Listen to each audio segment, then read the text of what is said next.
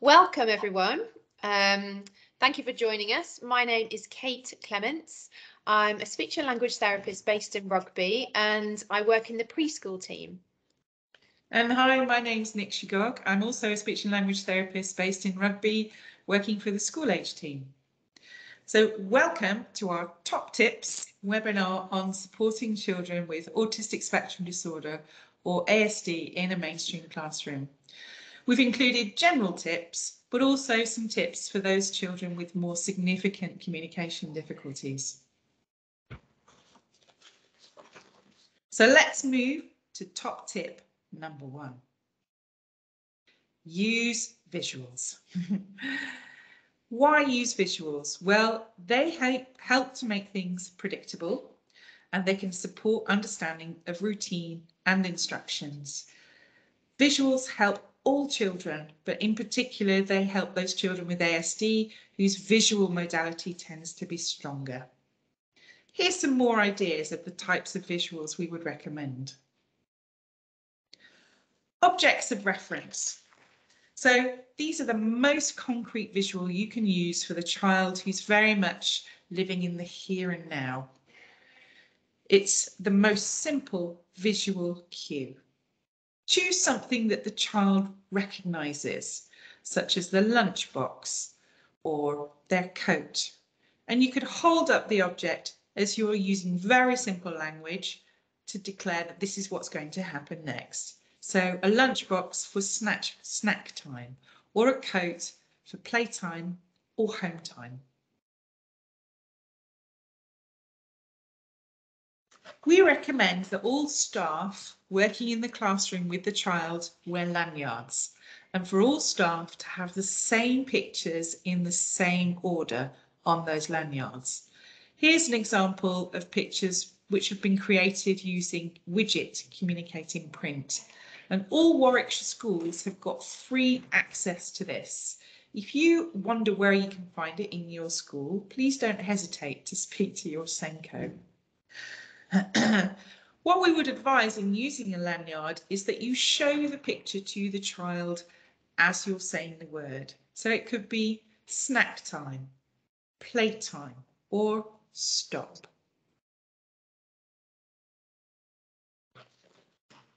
We're also recommending using now and next board, again for those children who are mostly living in the here and now, but can be ready to look at what might happen next. Here's a little animation to show you how to do this.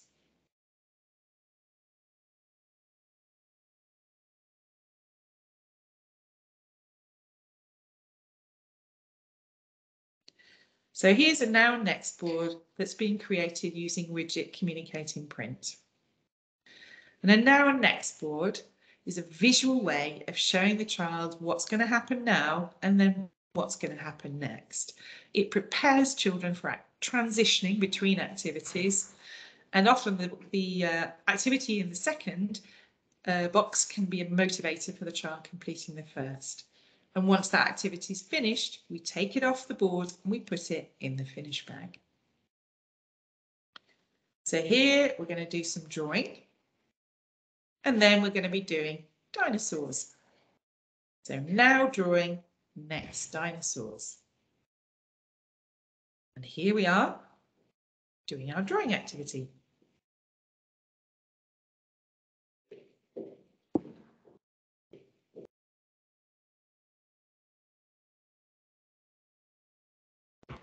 Drawing activity finished.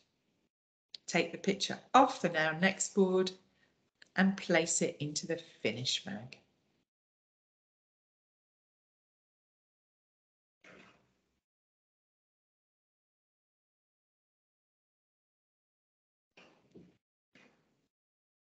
Now we move dinosaurs over to the activity we're doing now.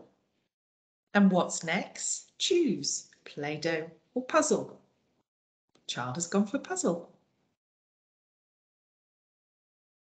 So what are the benefits of using this now and next board?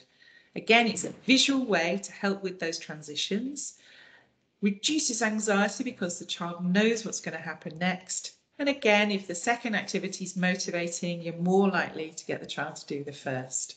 And again, if anything distracts the child, you can redirect their attention to the visual and they can refocus and re-engage. So that's now a next board, which is quite simple, but we can up the ante a little bit for those children who can cope with a little bit more by using a visual timetable. Again, here's an example using widget communicating print, or also known as Imprint 3. So a visual timetable is a visual way to show the activities that are going to happen in a day or within an activity itself. It's providing structure for the child and can encourage independence. And most importantly, it's reducing anxiety because the child can predict and knows what's going to happen next. We can use these visual timetables in school, but we can also use them at home. So here's our choices of a visual timetable. And today we're going to be doing bubbles, followed by cars, and then we're going to tidy up. So we've placed these on the strip here.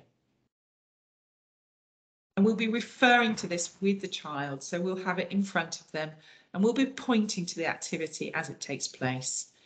So now we're going to have lots of fun with some bubbles.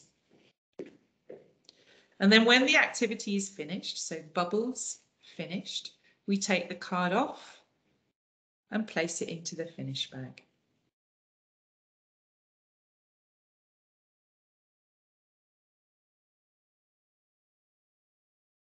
And then we go back to the visual timetable and say, oh, what are we doing now? Cars. And off we go, enjoying the cars activity.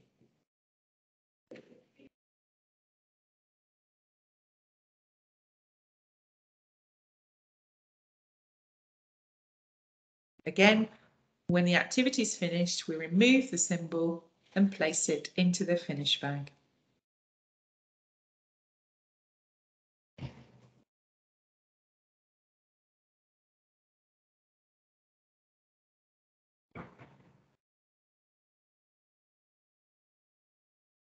And then it's tidy up time.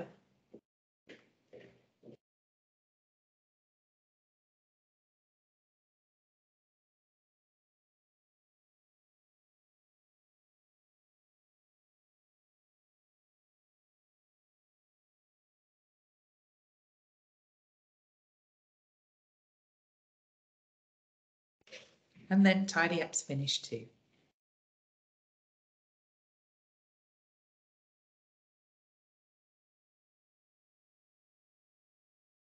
Again, the timetable can be used at school to reflect school routines, but also it can be used at home. Here's a visual timetable breaking down the steps for the bedtime routine.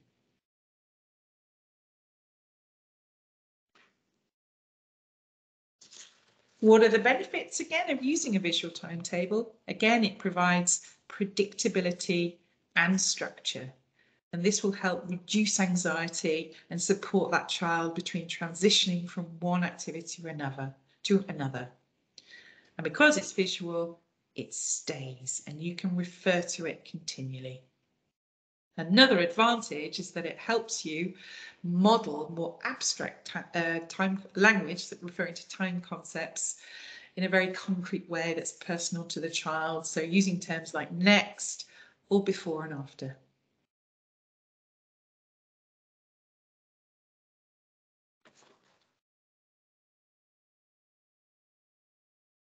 Okay, so we'll just go back to our slideshow.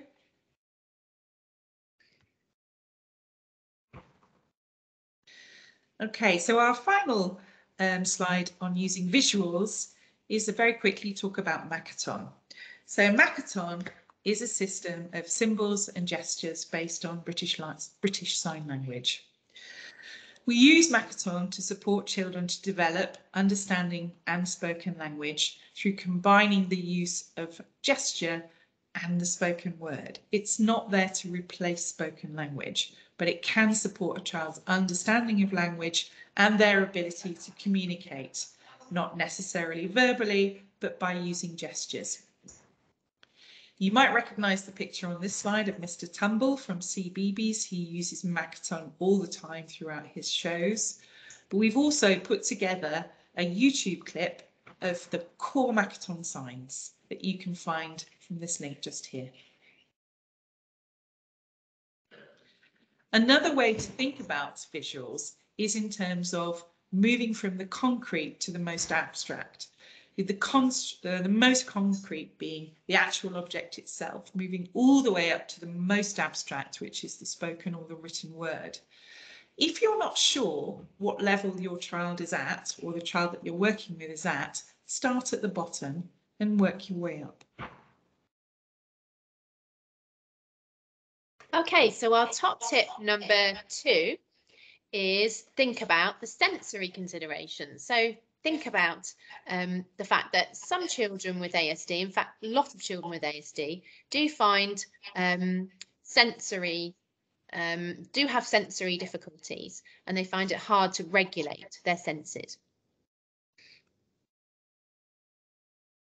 They may be overstimulated, they may be understimulated, they may be a mixture of both, and it may be that at different times of the day they're overstimulated or understimulated. So it's just being aware of those considerations.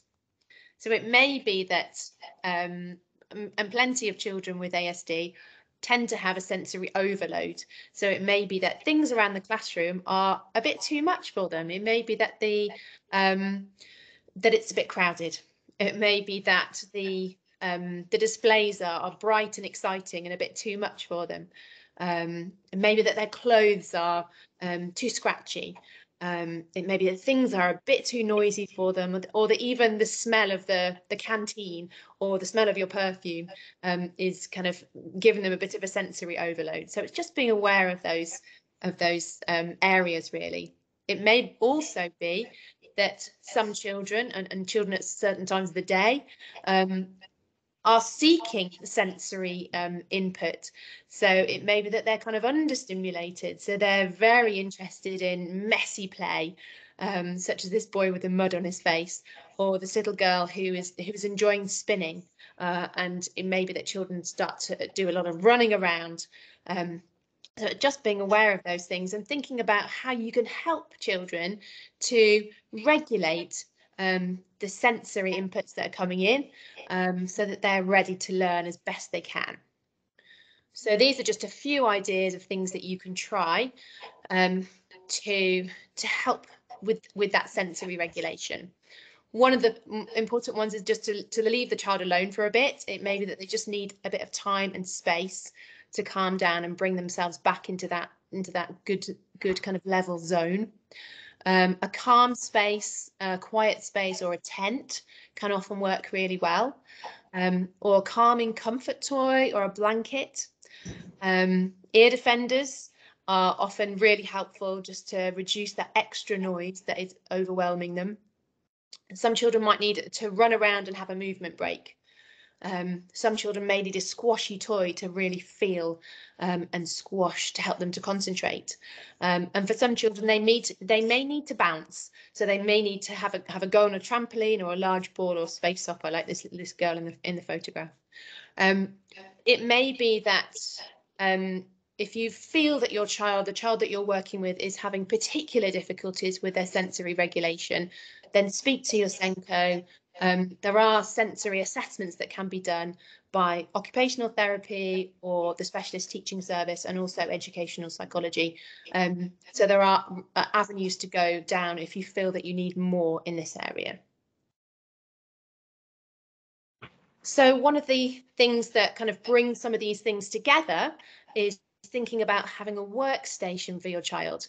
A workstation is just a place for the child to go to do some work within the classroom, but slightly separated from it, so it helps them to be as ready to learn as they can be. So it can help them to be a bit calmer because it's kind of cordoned off slightly from the rest of the class. You can be using those visuals by having your start box on your left and your finish box on your right and your visual timetable in the middle. And it can just help the child to be able to concentrate and learn as best they can. So here's an example of a real life workstation where you've got a very calm, uncrowded table. You've got a visual timetable there up on the left. You've got your finished bag. There looks as though there is a reward chart, and you can see the ear defenders there on the right. Our top tip number 3 is thinking about your language. So language considerations. First of all, keep your language simple as you can. If the child you're working with doesn't say very much, link your language to their language. So kind of there's the same level that they're using, try to use for yourself. So using language and obviously, like we said, supplementing it with those visuals as well. Keep your language positive. So asking them to do things rather than not do things. So for example, saying walk rather than saying don't run. And also trying to say things like stop rather than no, because sometimes children can react quite negatively to the word no. Give thinking time, that's really important. Sometimes we say 10 seconds for them to process what you've said. And don't be afraid of silence. Silence can be really helpful. It gives the child that thinking time, and it gives the child more opportunities to initiate communication with you. This is just a helpful thing to try when you're working with a child with more significant difficulties, following the child's lead. Sometimes children don't say very much and they don't initiate very much communication. So sometimes as adults, we try to overcompensate, and therefore we are asking questions, saying, come and do this, what about this, what about that? When actually, if we could give a bit of space for the child, it may be that we can follow their lead more easily, and that is more likely to lead to better communication between the two of you. So there's a few activities there that you might want to try, but following your child's lead is really a good thing to do. You may have heard of the words intensive interaction, which is something that we often do with children with learning disabilities or autism, where we are really responding to the child. We're really following that child's lead, and it can really help that child to learn what communication is all about. Shared attention. Sometimes children with ASD can find shared attention, so joining in with another person and joining in with an activity with another person, quite difficult. So trying to think of ways of doing this is really important. So there's a few ideas here where you're just sharing an activity together, blowing bubbles, blowing a balloon, peekaboo, people games, those kind of things. They really build up those pre-verbal skills that are really important for the other skills to start building on top of. So there's a few ideas there for you to have a look back on.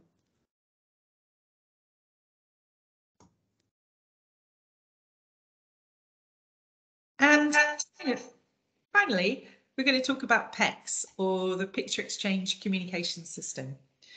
This also uses symbols, but it's quite distinct from the symbols that we've recommend that you use generally to support a child in the classroom. So PECS is a system that is based on encouraging the child to initiate communication by making requests. And they use special pictures and a special book in order to do this.